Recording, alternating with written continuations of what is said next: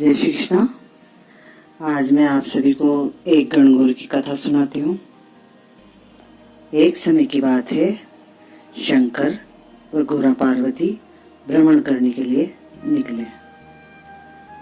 शंकर भगवान ने पूछा, हे गौरा, तुम 12 महीने के रास्ते चलोगी या 6 महीने के रास्ते चलोगी? गौरा पार्वती ने कहा, नहीं भोलेनाथ, मैं 12 महीने के रास्ते से चलूंगी।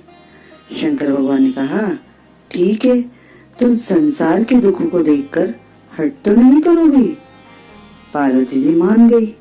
पार्वती जी ने भोलेनाथ से कहा, हाँ भोलेनाथ, मैं हट नहीं करूंगी। और शिव जी पार्वती को लेकर चल दिए। अब वह थोड़े ही दूर चले थे कि घोड़ी को बच्चा होने वाला था। वह कष्ट से करा रही थी और कुछ उदास थी। पार्वती जी ने कहा, हे भोलेनाथ, ये घोड़ी क्यों करा रही है? तो शिव जी ने कहा, ये माँ बनने वाली है। पार्वती जी ने कहा, ये माँ बनने में इतना कष्ट होता है तो मेरे तो गांठ लगा दो। तो शंकर भगवान ने कहा, अभी तुम आगे चलो। तभी रास्ते में एक राज्य में बहुत दूर दूर तक शांति व उदासी छा रही थी। उदासी को देखकर गौरा पार्वती ने पूछा, हे भोलेनाथ, यहाँ पर इतनी उदासी क्यों और इतनी शांति क्यों? तो लोगों से पूछा, आप सब इतने उदास क्यों? लोगों ने कहा, आज हमारी रानी माँ बनने वाली है। पार्वती ने कहा, माँ बनने में इतना कष्ट तो मेरे तो गांठ लगा दो। शिव जी फिर कहते हैं, आगे चलो। तो पार्वती जी हट पकड़ लेती है। शंकर भगवान ने कहा, ठीक है, तुम्हारे गांठ लगा देते हैं और वो गांठ कभी नहीं खुलेगी। पार्वती ने कहा, ठीक है, आगे चलते हैं। एक गाय तड़प रही थी और वो बहुत उदास थी। तो भोलेनाथ से कहा, ये गाय क्यों तड़प रही है? भोलेनाथ ने कहा, ये माँ बनने वाली है। पार्वती ने कहा, माँ बनने में इतना कष्ट तो मेरे तो गांठ लगा दो। शिव जी ने उसके गांठ लगा दी। अब आगे चले। एक गांव में सभी महिलाएं गणगौर की पूजा कर रही थी और वह पार्वती के पास आ जाती है और पार्वती की पूजा करने लग जाती है। पार्वती उनको सारा सुहाग बांट देती है। शिव जी पार्वती को ढूंढते वहाँ आते हैं तो पार्वती जी पूरे फूल पत्तों से ढकी हुई पाते हैं। जब पार्वती जी को निकाल रहे थे तो बनियों एवं ब्राह्मण की औरतें पूजा करने के लिए आती हैं। वह ढेर सारा पकवान बना कर लाती हैं। वह 16 श्रृंगार में सजी धजी वहाँ पर आती है। उनको देखकर गौरा पार्वती बहुत खुश हो जाती है और वह पूजा करती हैं। अच्छे तन मन से उनकी पूजा करती हैं और वह सुहाग मांगती हैं। तो शंकर भगवान कहते हैं कि हे पार्वती, तुम तो पहले ही सारा सुहाग बांट चुकी हो, अब इनको तुम क्या दोगी?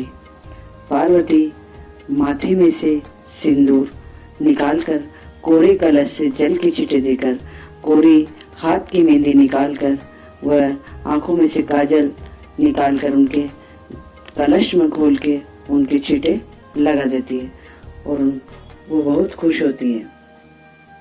सारी महिलाएं अपने घर चली जाती है।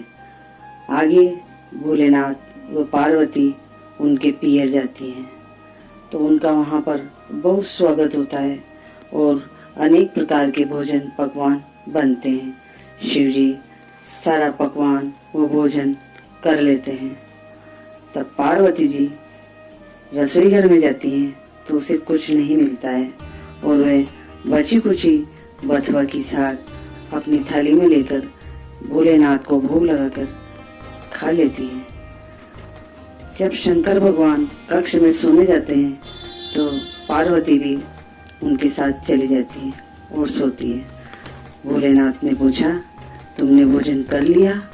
पार्वती कहती है, हाँ नाथ, मैंने भोजन कर लिया। तब भोलेनाथ कहते हैं, तुमने क्या खाया? तो वो कहती है, मैंने जो आपने खाया वो ही मैंने खाया। तो वो कहती हैं ठीक है भोलेनाथ, आप सो जाइए। और वो भोलेनाथ सो जाते हैं। रात को जब भोलेनाथ उसकी नाभि पर हाथ रखकर सोते हैं तो बथुआ व पानी ही उनको दिखाई देता है। तो जब नींद खुलती है तो शंकर भगवान पार्वती जी से पूछते हैं, हे पार्वती, तुम झूठ बोल रही हो, तुमने भोजन नहीं किया है, तुमने बथुए की साग व पानी ही पिया है। तो पार्वती जी कहती हैं, हट करती हैं कि हे नाथ, कोई भी महिला की ढकनी को नहीं खोलेगा और न ही उनका राज, भोजन का राज बताएगा। अर्थात आज के बाद किसी भी महिला की ढकनी का राज कोई नहीं खोलेगा, क्योंकि महिला के पेट में पियर व ससुराल की लाज होती है। और अब वह भोलेनाथ मान जाते हैं, हाँ पार्वती, तुम ठीक कह रही हो, आज के बाद किसी भी औरत का ढकनी का राज कोई नहीं जानेगा। और वह आगे कैलाश को लौट जाते हैं। तो रास्ते में गाय मिलती है और वो बछड़े को बड़े लाड से, प्यार से, खुशी से उस बछड़े को चाटती हैं। तो पार्वती उनका प्यार देखकर बहुत खुश होती है और वह शिव जी से कहती हैं कि तुम मेरी गांठ खोल दो। तो शिव जी कहते हैं, तुमसे मैंने पहले ही बोला था कि गांठ मत लगाओ। आपने जीत पकड़ ली। और वो फिर आगे बढ़ते हैं। आगे जाकर देखते हैं तो गांव में खूब ढोल बाजे नगाड़े बज रहे होते हैं और गांव के लोग खुशियां मना रहे होते हैं और मिठाइयां बांट रहे होते हैं। तो पार्वती लोगों से पूछती है, यहाँ पर इतनी खुशियां क्या, तो क्यों है? तो लोग कहते हैं कि हमारी रानी को बच्चा हुआ। फिर वह आगे बढ़ते हैं तो घोड़ी अपने बच्चे को चाट रही होती है और बड़े लाड प्यार से अपने बच्चे के साथ वह खुश दिखाई देती है। फिर पार्वती जी शिव जी से कहते हैं, हे भोलेनाथ, मेरी गांठ खोल दो। शिव जी कहते हैं, मैंने तुमसे पहले ही बोला था, यह मृत्यु लोक से हर चीज आपको लुभाएगी, परंतु आपने हट पकड़ ली, मेरा कहना नहीं माना। पार्वती ने फिर हट करने की ठान ली और हाथ जोड़कर शंकर भगवान से कहती हैं, हे भोलेनाथ, मेरी गांठ खोल दो। और वह वापस गांठ खोल देते हैं और खुशी खुशी कैलाश पर्वत पर लौटते हैं। तो भोलेनाथ पहले पार्वती जी की गांठ लगाई थी, ऐसे किसी के गांठ मत लगाना।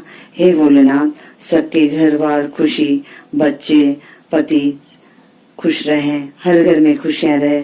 जैसे पार्वती जी की खुशियां हैं अमर सुहागे, ऐसे सबको दें। जय गणगौर माता की जय।